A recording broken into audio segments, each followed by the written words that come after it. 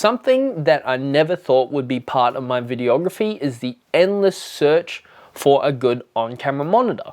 But luckily for you, we've already done some of the work for you, and we've rounded up some options today so you can see what's out there.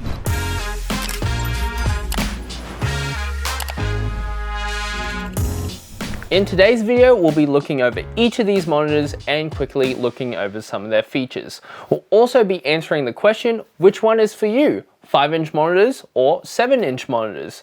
We'll also be doing some quick comparisons before wrapping it up with some final thoughts. And remember to stay tuned for this week's giveaway. Now, before we get into the video, I want to get a few things out of the way first. We're going to be talking a lot about nits and brightness and all that kind of stuff, so I want to define a few things. First of all, nits. Nits is simply how bright the monitor can get. This is really important when you're looking at your image in direct sunlight, so the monitor brightness can actually compete with the sun. You want to look for around 200 and 400 nits. This is usually an okay range, but anything past 1,000 plus nits is really, really good. Something else that's really important that you want to look for in a monitor is your monitoring assist tools. The things that you want to look for are things like focus assist features, such as peaking, which highlight subjects that are in focus in red, exposure assist tools, such as histogram and false color that help you expose properly, and input LUTs. Input LUTs just help you put color over shooting a log image. So when you shoot log in your camera, of course the image looks really flat, but if you can put an input LUT over your image through your monitor, then it helps you expose properly and see what your final image is going to look like. The last thing that I want to cover is why you would want a monitor in the first place. Simply put, sometimes your on-camera monitor is just not good enough. Maybe it's too small, maybe it's not bright enough, maybe it doesn't have all of the assisting features that you need. That's where a monitor like this comes into play, or like any of these come into play. It just makes viewing your image a lot easier, and what's even better is you can rotate these monitors if you put them on an articulating arm so you can see your image at different angles. Now that we've gotten that all out of the way, let's start getting into our monitors, starting off with our Lilliputs. Here we have two great 5-inch and two 7-inch offerings from Liliput. First off, let's look at the 5-inch offerings. Here we have the Liliput A5. This is a 5-inch 8-bit 1080p display from Liliput with full 4K HDMI in and out for your in and outputs.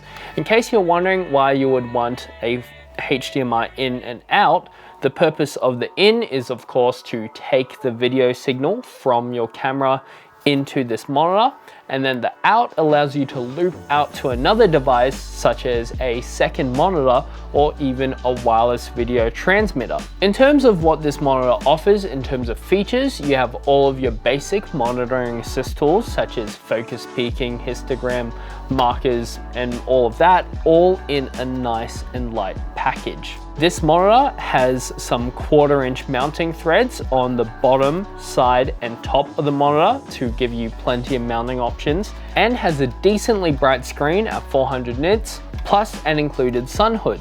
So it makes viewing your image in the bright outdoors pretty easy with this monitor. In terms of how you control this monitor, it's pretty simple. You just scroll through all of your functions using the buttons monitor. In terms of, and you have for power, and a hybrid LPE/NPF battery plate. So you can either power this monitor via NPF batteries or LPE batteries. If you wanted to run it off constant power, you also have a DC 12 volt in. Now, the Liliput T5 has all of the same features as the Liliput A5, except it's a touchscreen interface now, and you get input LUTs. So if you're shooting log footage, you can see what your footage will look like colored. There's already 17 built-in input LUTs into the monitor for different camera log profiles, but if you wanted to load your own .cube LUT files, you can do so using the USB port above the HDMI port. Unfortunately, in the interest of keeping this monitor really nice, small, compact, and light, you do sacrifice a HDMI out port in exchange for putting that USB port in. But for a lot of people just running a compact and minimalist setup, this shouldn't be too much of a problem. Once again, you have 1/4" mounting threads all over the body, on the top, side, and bottom. And if you didn't want to use the touchscreen, you can navigate your menus using the buttons once again. Plus the ability to run this monitor off constant power via a 12-volt DC in if you so choose, and having an 8-volt DC out in case you wanted to run your camera rig from the NPF battery or the LPE battery on this monitor and then running it out to a dummy battery into your camera. Now we have the Liliput A7s. First of all, before I dive into this monitor, why do you want a 7-inch monitor? Simply put, a bigger screen for some people is a lot better.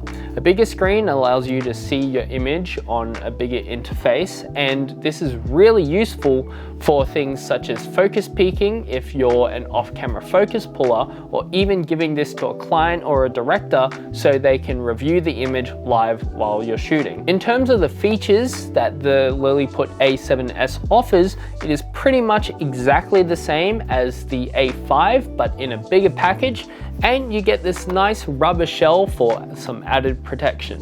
Now, if you wanted an all metal and more sturdy monitor, but you still want a 7-inch monitor, here we have the FS7. The FS7 is another great 7-inch monitor from Lilliput, powered by NPF batteries or constant power. It is a bit unique in the way that you mount the NPF plate separately and then run the DC 12 volt right into the DC volt on the monitor. This is by no means a negative thing. In fact, it's actually quite nice having a removable battery plate because it keeps this monitor nice and slim when you want to run it off constant power. In terms of this monitor's features, it functions much the same as the rest of the monitors that we've looked at so far, except with the inclusion of 3G SDI in and out. In case you're wondering what SDI is, it's another way of transmitting a video signal over a cable, except you use a BNC connector, which is a locking barrel connector, so it's a lot more of a sturdy connection.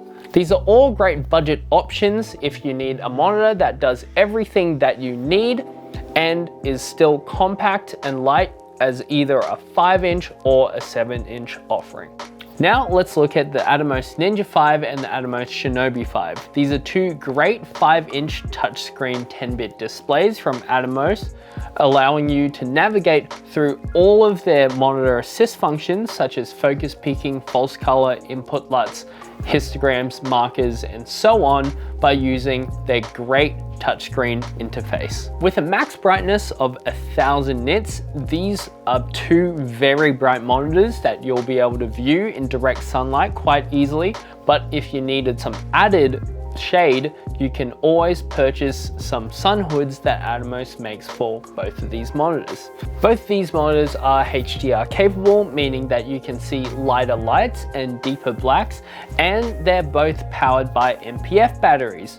So there's a single NPF battery plate on the back of both these monitors. Unfortunately, if you wanted to run them off constant power, there's no option to do so that's built into these monitors.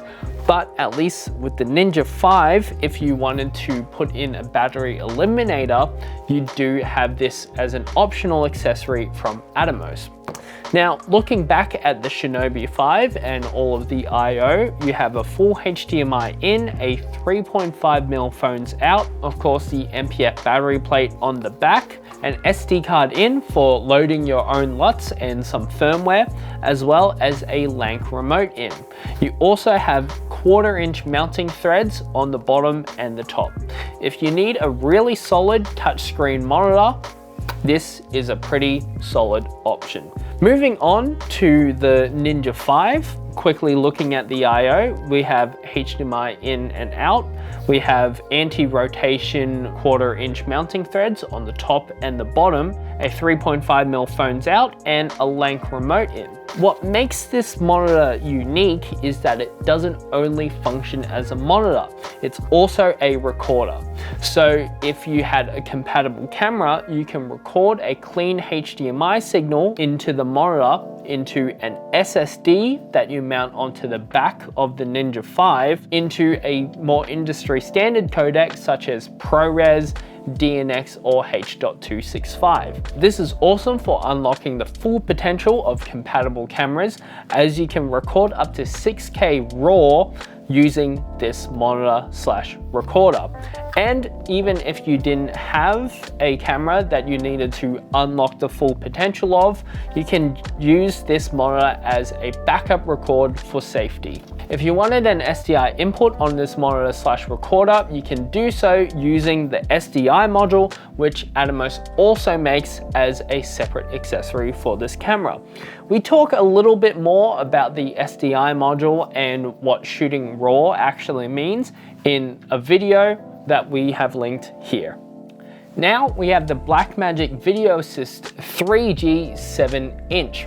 This continues on with our monitors/recorders, and with this, you can record via HDMI up to 1080 60 frames a second, or via 3G SDI up to 2K 30 frames a second, and 2 mini XLR ports with phantom power in case you needed to input audio into this as well. And you can do this all into SD cards. Using the Blackmagic Video Assist, you can also do continuous recording straight from your camera into ProRes or DNX. If you wanted B-roll capability on a Video Assist, then you want to look at the 12G models of the Blackmagic Video Assist. These also have a 2500 nit panel, so it's a much brighter screen. So this makes it really nice for recording/monitoring. Speaking of monitoring, you get all of your essential monitoring assist tools such as false color, peaking, histogram, and markers, and you can navigate them all using Blackmagic's fantastic user interface.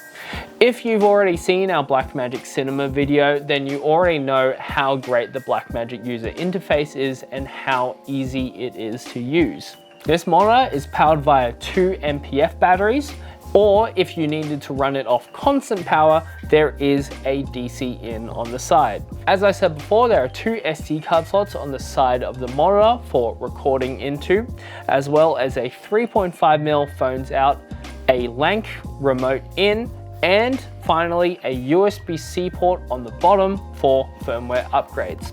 So as you can see, there is plenty of I/O on this monitor. In terms of mounting options, you actually get in total of 6 1/4 inch mounting threads on this monitor/recorder. So you get 3 on the top and 3 on the bottom, giving you plenty of options and versatility for mounting. This is a really solid and versatile monitor/recorder with plenty of I/O to suit all of your needs. Now let's look at the SmallHD Cine 7. In case you don't already know, SmallHD has already established itself as the industry standard for on-camera monitors. If you go on any professional set, I can almost guarantee you that you're going to see at least one SmallHD monitor there. That's just how good these are. And with that comes the benefit of SmallHD being integrated into many other industry standard brands products, such as this rig that we have here, having it integrated with the Teradek Bolt wireless video transmission system. In case you're wondering anything about this system, we've already done a video on it and you can find it linked here. Now, talking about the monitor itself, this is a 7-inch 10-bit IPS touchscreen display that is also HDR capable. You can navigate all of your monitoring assist tools such as focus peaking, histogram. We've already listed all of them over and over again, so you already know. But what's really cool about this monitor is the fact that you can set up multiple pages with multiple tools all set up for each page. So say you wanted one page that's just for focusing. If you wanted to give this monitor to a focus puller, you can just swipe to that page, set all of your focus peaking features, and it's ready to go. If you just wanted one that shows you what your final image is going to look like, then all you need to do is set up a page that has an input LUT over it, and you can give this to someone like a director or a client. This is a really useful tool for having this monitor set up for multiple users all at once. This monitor also gets really, really bright with a peak brightness of 1800 nits, so you can view this monitor in direct sunlight with absolutely no problem. In terms of I/O, you have an SD card port on the top for inputting your own LUTs, a 3.5mm phones out, as well as a 3G SDI in and out. You also have a LiMo power in if you wanted to run this off constant power, and you have a HDMI in and out. You also have 4 1/4-inch anti-rotation locking mounting threads all over the body of the monitor, so 1 on the bottom, 2 on the sides, and 1 on the back, so you can mount this monitor however you please. SmallHD has many different power solutions for this monitor, so if you wanted to power it via V-Locks like we have here with the Teradek system, you can do that, or if you wanted to power it via MPF, you also can do that. Or if you just want a constant power, as I said before, there's a constant power LiMo in. This is a really, really great and solid 7-inch monitor, so if you need something that's really top of the range, this is the way to go. Now that we've talked about all the monitor's features, let's go outside and do some quick comparisons between each monitor. Now we're outside and we're going to do some quick side-by-side comparison tests. Right now we're going to shoot all of these monitors in direct sunlight so you can see how they perform. You may notice that the Ninja 5 is in my hands instead of over there. That's because unfortunately our demo model wasn't turning on. But luckily for us, the Shinobi 5 is over there and it works perfectly fine. And all of the monitoring tools and the monitor brightness is exactly the same as the Ninja 5. Once again, we already have a video on the Ninja 5 and it's up on our YouTube channel, so you can check it out there. Now I'm going to pick up each individual monitor and just check them out in this shaded area and then start stepping out into the sun and seeing what they look like. First off, let's look at the Lilliput monitors. All right, so first of all, we have the A5, the most basic of our 5-inch monitors here today. I'm gonna say they're at a little bit of an advantage because we're using the sun hoods that come with the monitors. This is a huge benefit when you're buying any monitor. It's always nice to have some included accessories. But in this semi-shaded environment, I can see my screen pretty clearly. I do see myself in the reflection a little, but not enough for it to be distracting and unusable. But if I step right into the sun, it's still pretty good. I can view things perfectly fine. Even with the sun directly hitting the screen, I can still have a viewable image. Now let's look at the T5. I'm expecting pretty similar results here. So it looks really, really good in the shade. The image is very clear. But stepping out into the sun, we still get a very, very clear image. This should be the same for our FS7 and A7s. So right in the shade here, I get nice clear images. A little bit of my reflection, but that's to be expected if I'm looking at this in direct sunlight. Stepping into the sun, they're still both pretty bright. Of course, these more budget-friendly monitors will struggle a little bit more when you're using them in direct sunlight and pushing them to their extremes, but for the most part, they're pretty good. Now, let's look at the Shinobi 5. As I said before, we can base our Ninja 5 monitor results off this as well. In the shade, it looks excellent. It's nice and bright. The image is nice and clear. And then stepping into the bright light, I can still view the image perfectly fine, even though I don't have a sun hood. As I said before, you can buy an additional sun hood separately for the Shinobi 5 and the Ninja 5, Atomos makes a fantastic sun hood that will seamlessly integrate with those monitors. Now for the Blackmagic Video Assist, I get pretty good image when I'm standing out here in the shade. Viewing in the direct sun is a little bit difficult, but when I angle it towards myself a little and use my body to shield the screen a little bit more, I can still use it perfectly fine. Now for our SmallHD Cine 7. As you can see, we've got nice big V-lock here to power it. In the shade, it looks great, really bright and clear. And then once we go out into the sun, it's still amazingly bright. There's almost like, this is a little bit of an exaggeration, but there's almost no difference between viewing quality in the shade and in the sunlight. You can still see things perfectly fine. This is a really solid and bright monitor. So in conclusion, all of these monitors perform pretty well, whether you're in the shade or in the direct sunlight. And even these more budget-friendly options from Lilliput, because they come with that included sun hood, it's a really big benefit for being able to see your image in no matter what environment you're in. Now let's talk about the user interface of each of these monitors. So going over to the Lilliputs first, they are very budget-friendly, but that comes with maybe a little bit of a learning curve with their user interface. The A5 and the A7s and the FS7 are all button operated, so it can take a little bit of getting used to scrolling through the menus using just the buttons on top. The FS7 and the A7s do have these nice little scroll wheels, so it is a little bit easier. And the Liliput T5, yes, it is a touchscreen, but it's kind of like a hybrid button touchscreen kind of thing, where you tap the button to get into the menu and then you use the touchscreen to navigate through the menu. This can take a little bit of getting used to, but budget-friendly options, still fantastic monitors purely due to their functionality. Moving on to the Atomos Shinobi, this also factors in for the Ninja 5.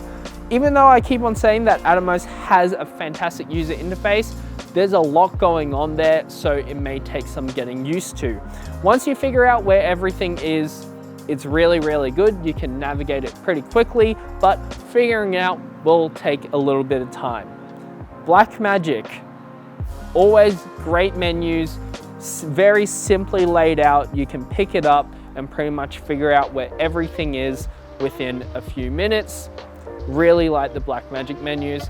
And the SmallHD. Of course, there is a reason why this is an industry standard in the film industry. The menus are fantastic, the learning curve is not too steep, and you still get all of the great features and the vast functionality in monitoring assist tools that are all included in the SmallHD. Now for the most exciting part of the video. This week, we are giving away the Blackmagic Video Assist 3G 7-inch. Whoa! Guys, movie magic is amazing. Now we're going to answer the question, what do you guys need to do to win this monitor? Well, it's pretty simple. All you guys need to do is make sure that you've liked this video and you're subscribed to the channel, and you head over to our Instagram and you found the post that details the giveaway and that you're following us there as well. That's it. That's all you need to do to be in the running to win this fantastic monitor/recorder. Now, I am infinitely trapped in this screen, so hopefully one of you guys win it so you can free me. In the end, the best monitor is the monitor that best suits your production needs. If you're shooting more run and gun, or if you need a more compact rig / something that you can just throw into your bag, then a 5-inch monitor is for you. If you need a 5-inch monitor / recorder, of course we have the Ninja 5, which is a great monitor / recorder. But if you just need a more basic and budget-friendly 5-inch monitor only option, then go the Liliput T5. If you're running a bigger crew with a bigger camera and you need a monitor for focus pulling or even a director's monitor, then you would want to go the 7-inch models. Of course, for the recorders, we have the Blackmagic Video Assist 7-inch 3G, but if you need a more budget-friendly but still excellent 7-inch monitor, then we have the Liliput FS7. Of course, if you want the best of the best, the SmallHD Cine 7. Which monitor did you like best? Let us know in the comments down below. If you need any more information about the products mentioned in this video, they're all linked in the description. Follow us on Instagram for latest in tech updates, gear news, and giveaways. If you found this video entertaining or informative, let us know by hitting that like and giving us a subscribe. Thanks heaps for watching and happy shooting.